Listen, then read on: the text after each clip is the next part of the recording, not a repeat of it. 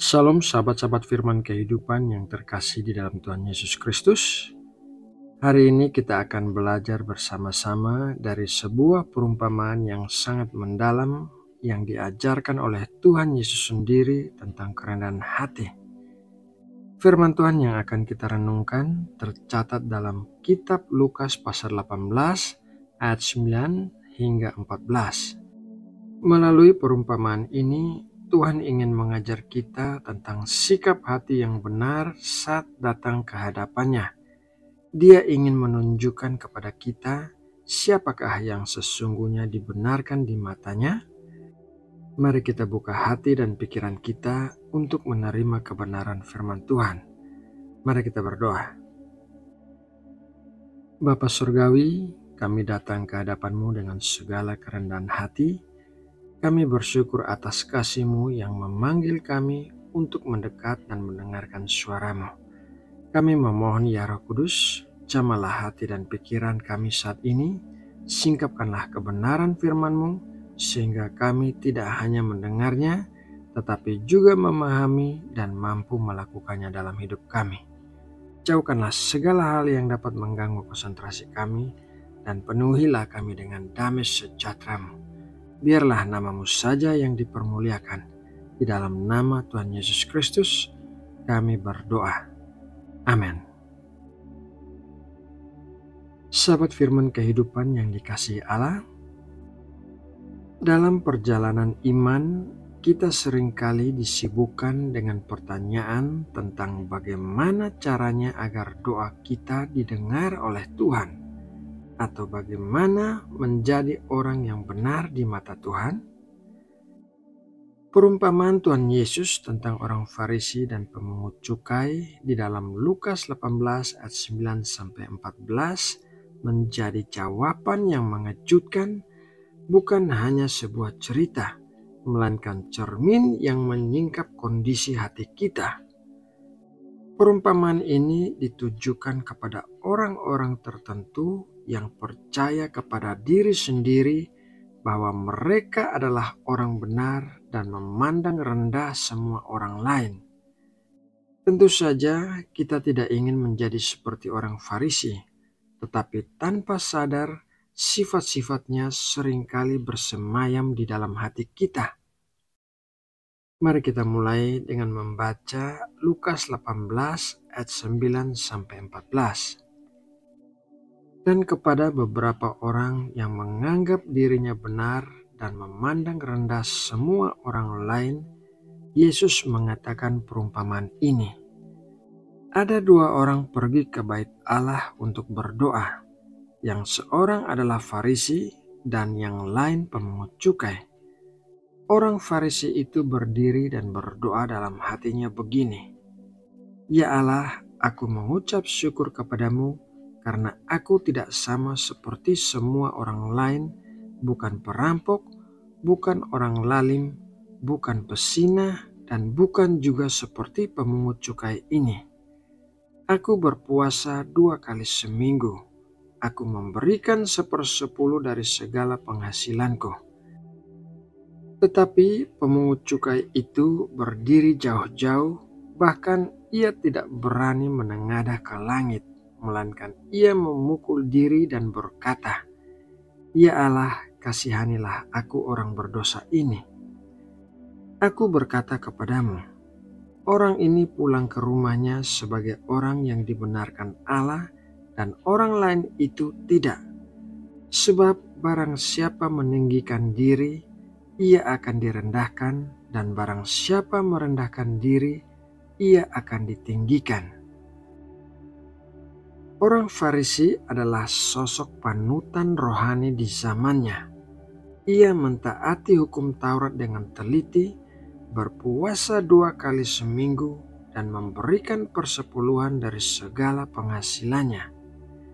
Di atas kertas, ia adalah pribadi yang sempurna. Namun, mari kita dengar doanya. "Ya Allah, aku mengucap syukur kepadamu karena aku tidak sama seperti orang-orang lain, bukan perampok, bukan orang lalim, bukan pezinah, dan bukan juga seperti pemungut cukai ini. Doanya bukanlah ucapan syukur yang tulus, melainkan daftar kebenaran diri yang ia pamerkan di hadapan Tuhan. Masalahnya bukan pada perbuatannya, melainkan pada motivasi di balik perbuatannya. Ia datang kepada Tuhan bukan dengan kerinduan akan anugerah, melainkan dengan mentalitas aku sudah berbuat banyak, jadi aku pantas mendapatkan yang lebih. Ia membandingkan dirinya dengan orang lain, dan dalam perbandingan itu ia merasa diri lebih unggul. Sikap ini menutup pintu hati dari kasih karunia Tuhan, karena ia merasa tidak membutuhkannya lagi. Ia adalah orang yang dibenarkan di matanya sendiri, tetapi tidak di mata Tuhan. Ini adalah pelajaran penting bagi kita. Tuhan tidak terkesan dengan prestasi atau perbandingan. Hati yang sombong tidak dapat melihat kemuliaan Tuhan. Di sisi lain ada pemungut cukai. Profesi pemungut cukai dianggap sebagai pengkhianat dari orang berdosa besar karena mereka bekerja untuk penjajah Romawi dan sering memeras rakyat. Namun ia datang ke bait Allah dengan sikap yang sama sekali berbeda.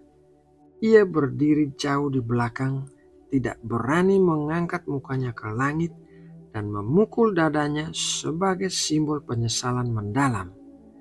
Doanya sangat singkat tetapi penuh makna. Ya Allah, kasihanilah aku orang berdosa ini. Ia tidak punya apapun untuk dibanggakan. Ia tidak bisa mendaftar perbuatan baiknya. Ia hanya bisa mengakui satu hal, bahwa ia adalah orang berdosa yang membutuhkan belas kasihan Tuhan. Ia tidak membandingkan dirinya dengan orang lain. Fokusnya hanya pada dirinya sendiri dan Tuhan. Sikapnya ini menunjukkan hati yang hancur dan bertobat. Hati yang seperti inilah yang dicari oleh Tuhan. Tuhan Yesus menutup perumpamaan ini dengan kalimat yang tegas. Aku berkata kepadamu, orang ini pulang ke rumahnya sebagai orang yang dibenarkan Allah, sedang orang lain itu tidak. Sebab barang siapa meninggikan diri, ia akan direndahkan, dan barang siapa merendahkan diri, ia akan ditinggikan. Pemungut cukai ini pulang dalam keadaan dibenarkan, bukan karena ia tiba-tiba menjadi lebih baik, melainkan karena ia datang dengan hati yang benar. Ia menerima anugerah yang tidak pantas ia dapatkan. Kemudian, bagaimanakah kita bisa menerapkan mutiara kebenaran dari perumpamaan ini di dalam hidup kita? Cara yang pertama adalah mengevaluasi motivasi kita dalam beribadah. Apakah kita beribadah, melayani, atau melakukan perbuatan baik untuk mendapatkan pengakuan dari orang lain atau dari Tuhan? Atau apakah kita melakukannya sebagai respon atas anugerahnya yang tak terbatas? Periksa hati kita dan pastikan motivasi kita adalah kasih, bukan kesombongan. Cara yang kedua adalah hentikan perbandingan diri. Kesombongan seringkali muncul saat kita membandingkan diri dengan orang lain. Mari kita berhenti memandang rendah orang lain karena dosa atau kegagalan mereka. Ingat, kita semua adalah pendosa yang sama-sama membutuhkan kasih karunia Tuhan. Cara yang ketiga adalah melatih doa yang penuh kerendahan hati. Biasakanlah datang ke hadapan Tuhan dengan pengakuan yang tulus, bukan hanya saat kita jatuh dalam dosa besar, tetapi setiap hari. Ucapkanlah, ya Allah, kasihanilah aku orang berdosa ini, dan berserah sepenuhnya pada kebaikan dan anugerahnya. Kerendahan hati bukanlah tanda kelemahan, melainkan kekuatan sejati yang membuka pintu menuju hubungan yang intim dengan Tuhan. Sahabat firman kehidupan yang terkasih, renungan firman Tuhan hari ini mengajarkan kita bahwa kerendahan hati bukanlah pilihan, melainkan syarat mutlak untuk mendapatkan anugerah dan perkenanan Tuhan.